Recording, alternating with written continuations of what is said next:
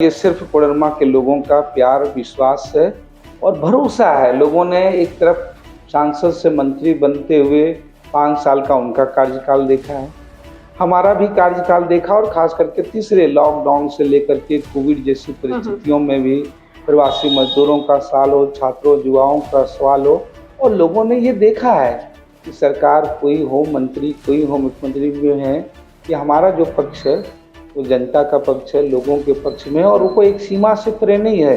मुझे चुनाव ही सबसे वो पीरियड लगता है, अगर आप कहें तो सबसे संकोच वाला पीरियड कि जहां आपको ना चाहते हुए भी अनावश्यक लाइमलाइट में रहना ही पड़ेगा। लोग आएंगे, लोग आपको सुनने आएंगे, लोग माला पहनाएंगे। सर, हम जब आपके बारे में जानकारी इकट्ठा कर रहे थे, हमें एक शब्द मिला कि दोस्त, जो आपके दोस्त थे वाराणसी में, वो आपको इंसाइक्लोपीडिया कहा करते थे। कोई खास रीजन से? नहीं, वो ऐसा दौर था, वो अलग अलग मसला की चीजें, लेकिन लोगों ने जो प्यार और विश्वास, आकांक्षाएं दिखाई, ये जो बीते फिर 5 साल रहे, उन उम्मीदों और आकांक्षाओं में पानी फिरा। इसलिए आप जरा सोचिए कि जिनको इतनी भारी वोट से चुनाव जिताया लोगों ने, आज 5 सालों के बाद अगर आप देखेंगे तो राज्य की उन महत्वपूर्ण सीटों में कोडरमा लोकसभा सीट है जहां हर जगह उनका विरोध हो रहा है, लोग सवाल पूछ रहे हैं और सवाल पूछने वालों पे मुकदमा कर रही हैं वो। और यहाँ तक स्थितियाँ ये हो गई कि वो गांव में घूमना जो है वो गांव में घूमना बंद कर दी, इलाकों में जाना बंद कर दी। तो आप समझ जाइए, मतलब जवाब नहीं दे पा रही। जवाब नहीं दे पा रही है, लोगों की आकांक्षाओं पे घूमना है। 5 साल में इवन प्रधानमंत्री भी जब आए तो 5 सालों में उनका कोई काम नहीं गिना पाए। उनको ये कहना पड़ रहा है कि आप हमको एमपी समझिए। तो ये जाहिर सी बात है वो नाकामियों का है। भारतीय जनता पार्टी की शासन में कैसे राज्य एक पुलिस राज्य में तब्दील हो गई थी। झारखंड आंदोलन की आकांक्षाओं को कुचला जा रहा था। जल जंगल जमीन आंदोलन करने वाले राज्य अलग होने के बावजूद ठगा महसूस कर रहे थे। चुनाव में भी शुरुआत में तो ये था कि हम लोग झंडे कैसे बनाएंगे, गाड़ियाँ चलाएं। तो हम लोगों ने लोगों से अपील किया और उस अपील के बल पे जो है लोग ही राशि सहयोग दे रहे हैं। आज अगर बूथों में भी खर्च हो रहे हैं, इस चुनाव में भी लोग ही झंडे कर रहे हैं।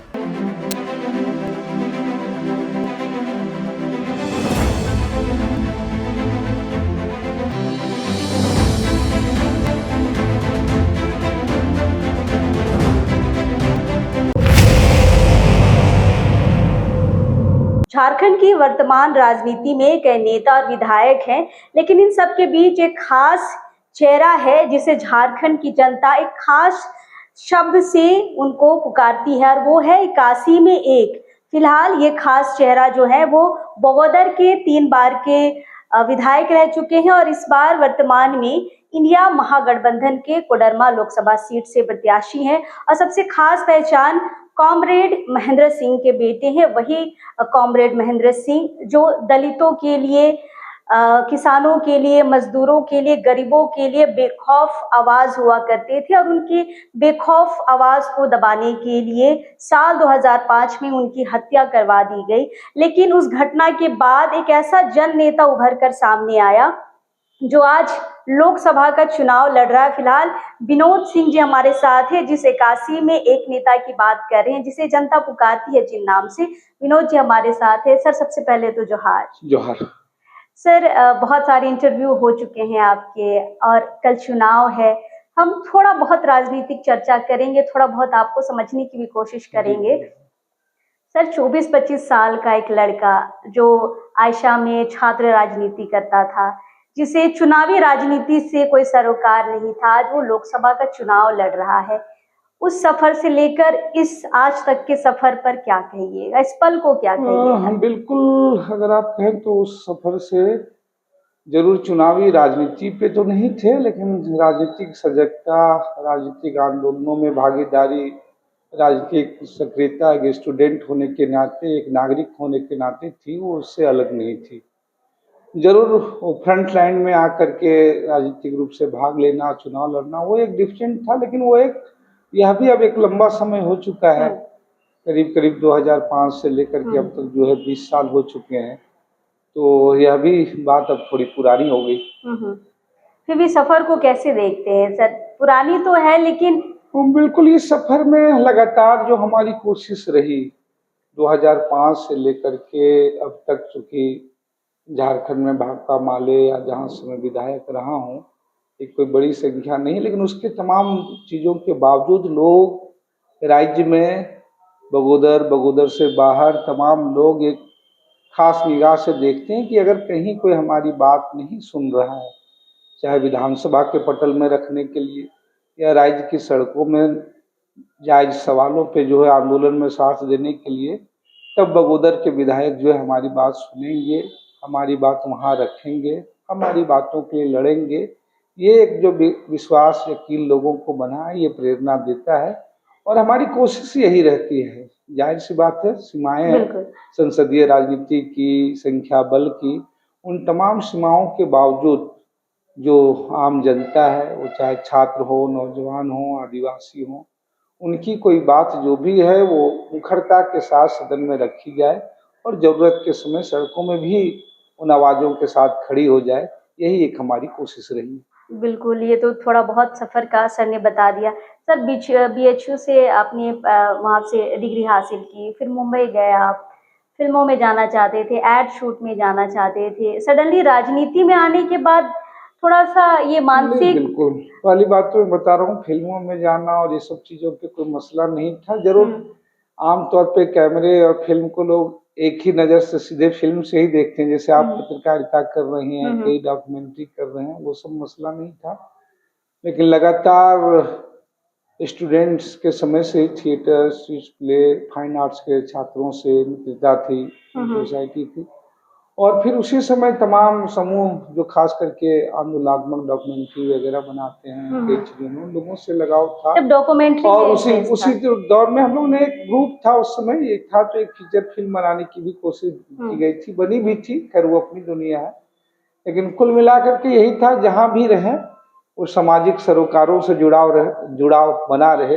उसके फॉर्मेट अलग हो सकते हैं, उसके तरीके अलग हो सकते हैं, तो चाहे स्टूडेंट हों, स्टूडेंट से बाहर रहते हुए भी तो एक सामाजिक सरोकार की भूमिका सोसाइटी के साथ बनी रही। जी सर, हम जब आपके बारे जानकारी इकट्ठा कर रहे थे, हमें एक शब्द मिला कि दोस्त, जो आपके दोस्त थे वाराणसी में, वो आपको इंसाइक्लोपीडिया कहा करते थे। कोई खास रीजन से?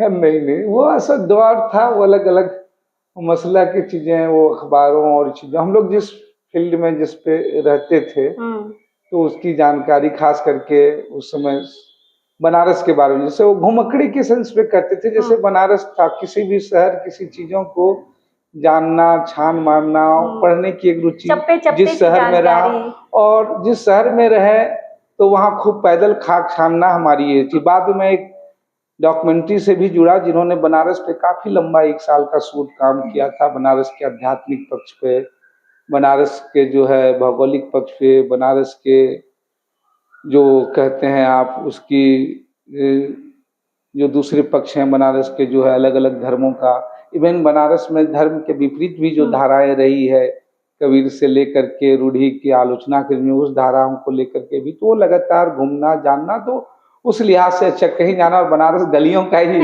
शहर कहा जाता था। तो और वैसे वो अभी भी हमारी आदत है, किसी शहर को जाना हो, बम्बई में भी रहा तो मैं बम्बई में भी खूब पैदल चला, साउथ बॉम्बे से लेकर के ये तक। और अभी भी जब मैं बनारस जाता हूँ, अगर कभी मौके कम मिलते हैं तो कई बार होता है, काशी स्टेशन में ट्रेन रुकी तो वहीं पैदल उतर गए और राजघाट से लेकर के 80 घाट तक पैदल गए, या फिर इधर से गए तो राजघाट तक पैदल गए, लौटते वक्त गलियों से आए। तो उस लिहाज से दोस्तों मित्रों में ये शब्द यूज होते हैं। थोड़ी राजनीति की ओर बढ़ते हैं सर। साल 2005 को जब हम लोग याद करते हैं, 15 जनवरी 2005 16 जनवरी नहीं 15 जनवरी 2005 को नॉमिनेशन होता है। कॉमरेड महेंद्र सिंह नॉमिनेशन करते हैं विधानसभा चुनाव के लिए। 16 जनवरी को उनकी हत्या कर दी जाती है और 17 जनवरी को आप नॉमिनेशन करते हैं। जनता का दबाव था ही उस वक्त, क्योंकि कोई तीसरा विकल्प नहीं था बदले में चेहरा के लिए, चुनाव के लिए। सर, ये 3 दिन का जो समय था, 15, 16, 17, अब जब आप काफी नॉमिनेशन पार कर चुके हैं, वो नॉमिनेशन याद आता है सर 17 के बाद का, क्योंकि नॉमिनेशन के बाद ही दाह संस्कार हुआ था। जी, वो मुझे अच्छी तरीके से याद है। वो 15 को उन्होंने नामांकन किया था और 16 जनवरी को घटना घटी। और जहाँ तक जो भी लोग महेंद्र सिंह को जानते थे, हम लोग भी जानते थे, जिस तरीके के सामाजिक बदलावों के लिए चरम संघर्षों का दौर था, और इस पूरे दौर में राज्य में देखिएगा कि लगातार इस तरह से और पूरे देश भर में जो माहौल थी, इस तरह के लोगों की हत्याएं, इस तरह की चीजें होना, तो उनको भी लगता था, हम लोगों को भी लगता था ये अस्वाभाविक नहीं थी कि जो लगातार प्रतिवाद, लगातार सारी चीजें। और उस दौर में झारखंड में आपने देखा या जानते हैं सारे लोग कि अकेले विधायक होते हुए भी भारतीय जनता पार्टी की शासन में कैसे राज्य एक पुलिस राज्य में तब्दील हो गई थी। झारखंड आंदोलन की आकांक्षाओं को कुचला जा रहा था। जल जंगल जमीन आंदोलन करने वाले राज्य अलग होने के बावजूद ठगा महसूस कर रहे थे। तो उस बीच घटना हुई। मैं था नहीं यहाँ पे, मैं उस समय मैं मुंबई में था, और मुझे तो उस समय यह भी आइडिया नहीं था कि वो अंतिम दिन है या नामांकन का, या सारी चीजें थी। और 16 जनवरी को हमें एक पत्रकार मित्र से ही मुझे सूचना मिली, जो उस समय थे हमारे एक मित्र एनडीटीवी में, और उस समय मैं रात को आया। वह भी संयोग है, शायद मैं आ भी नहीं पाता। अंतिम समय में फ्लाइट पकड़ा, जगह नहीं थी। वह भी एक मित्र थे हमारे, उस समय काम करते थे एयरपोर्ट में, उन्होंने कोई और जाने वाले थे तो उनकी सीट कैंसिल कराई और वो आए, और मैं किसी तरीके से 16 के नाइट पहुंचा। और 17 अंतिम नामांकन का डेट था। उस समय तक मुझे आइडिया नहीं था, और हम लोग चूंकि झारखंड में मान्यता प्राप्त पार्टी नहीं थे, तो उनकी हत्या होने के बावजूद भी चुनाव जो है वो स्थगित नहीं होता। हमारे कई महत्वपूर्ण साथी, जब महेंद्र सिंह की हत्या हुई थी उस समय भी जेल में थे, बाकी कई साथी नामांकन कर चुके थे। और वैसी स्थितियों में पार्टी और लोगों ने एक जिम्मेवारी स्थिति दी, और हम बहुत तीन कर्तव्य विमूढ़ वाली स्थिति में थे। मुझे लगता है अगर वो टाइम होता और सारी चीजें होता, तो हो सकता है पार्टी और संगठन से कोई और होते, हो सकता है वो हमसे भी बेहतर होते, अच्छे होते, स्थितियां नहीं होती। लेकिन खैर, जो स्थितियां हुई और उस स्थितियों में हमने एक संगठन ने, लोगों ने एक जिम्मेवारी दी। मुझे उस समय यही था, लोगों ने कहा कि भाई ये जो सारे लोगों की निगाहें और ये जो रिश्ता, अगर उनको ये विश्वास है, यकीन हो रहा है कि चीजें हो सकती है, तो उस आशाओं के अनुरूप करने की कोशिश की जाएगी। तो नॉमिनेशन हो गया। जी जी सर, एक मामला, एक घटना हमें पता चली है, इसमें कितनी सच्चाई है ये तो आप ही हमें बता पाएंगे। साल 2008 में मालेगांव का राष्ट्रीय अधिवेशन था कोलकाता में, आपकी गाड़ी चोरी हो गई थी, बोलेरो जो थी। उसके बाद आप ऑटो से, रिक्शा से पूरा क्षेत्र भ्रमण करते थे, बस से रांची जाते थे। जो आपके क्षेत्र के लोग हैं, जो जनता है, उन्होंने चंदा करके आपके लिए उस समय की जो टॉप गाड़ी थी महिंद्रा स्कॉर्पियो, वो खरीदी थी, बोलेरो थी।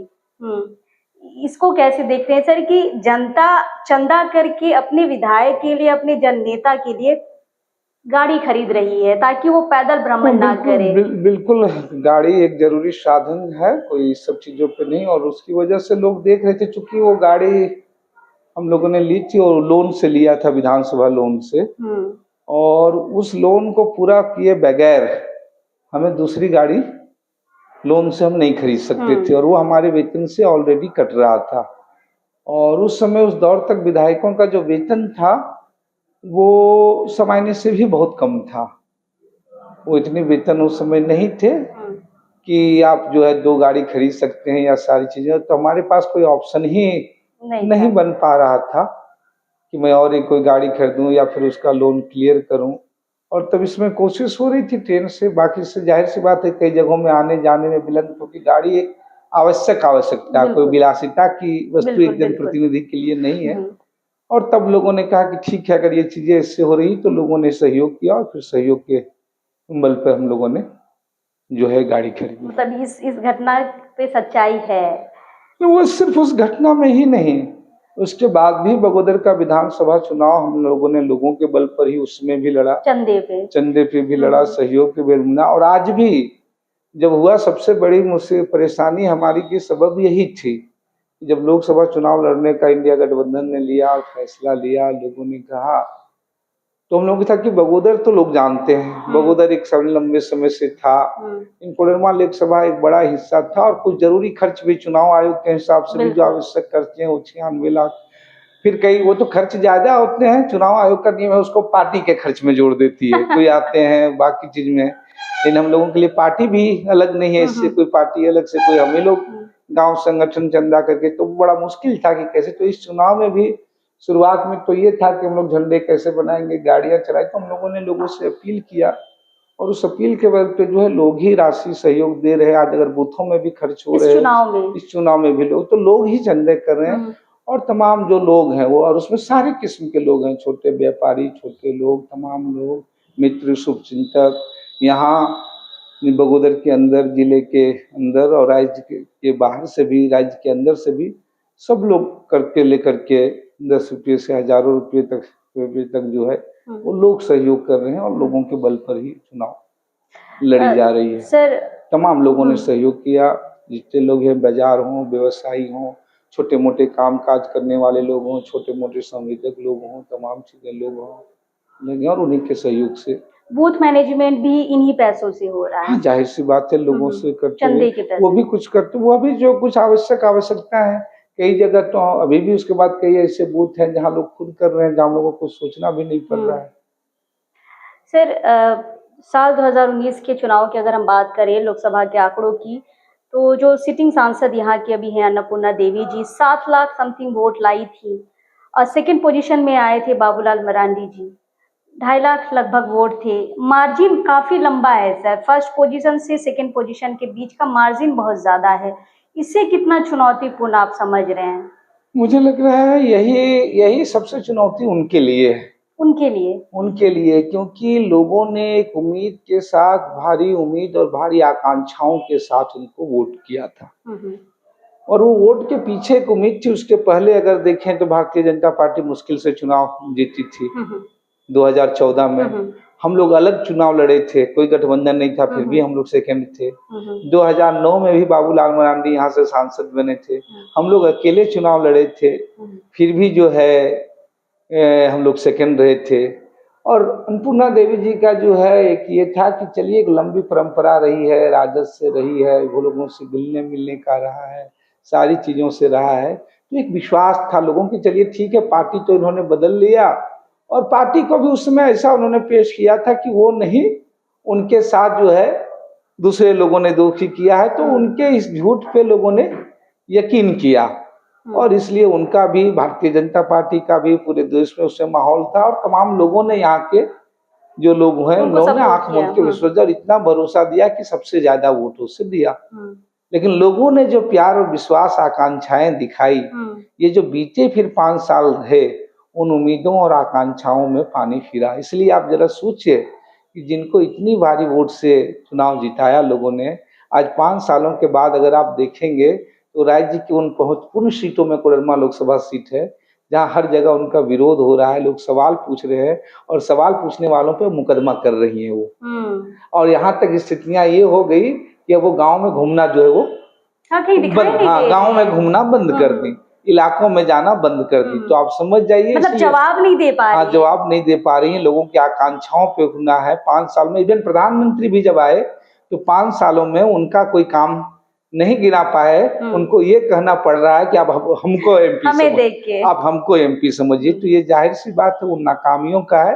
पूरे राज्य और देश में जो नाकामियां है भारतीय जनता पार्टी का, तो है ही, वो ज्यादा। इसलिए मैं कह रहा हूँ कि ये कोडरमा का चुनाव, एक तरफ भाजपा के कैंडिडेट और दूसरी तरफ कोडरमा की जनता की सपने और आकांक्षाएं उनको चोट पहुंचाने वाले हैं। इसलिए कोडरमा के लोग लड़ रहे हैं, जिन्हें ठगे गए हैं, जिनकी सपनों और आकांक्षाओं पे चोट की गई। मतलब बीजेपी वर्सेस जनता की लड़ाई है। चुनाव उनके बीच में। सर, ज्यादा आपका भी समय नहीं लेंगे।